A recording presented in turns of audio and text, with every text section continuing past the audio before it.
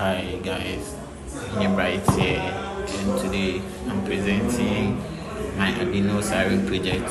Okay, this setup uses a buzzer and two LEDs, red and green, to simulate a police or emergency siren.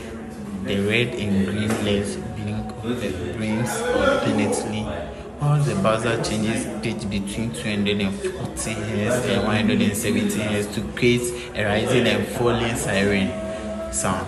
Okay, let's go to the code and see how it works. Okay, here the buzzer is connected to pin 13,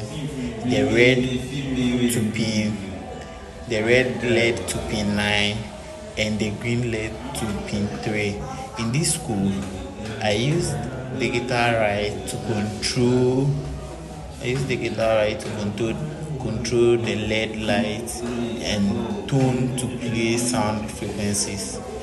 A delay of 300 milliseconds is added to authenticate the lights and sound in a loop. This project is a great way to learn how to control multiple outputs with timing using Arduino. Thank you.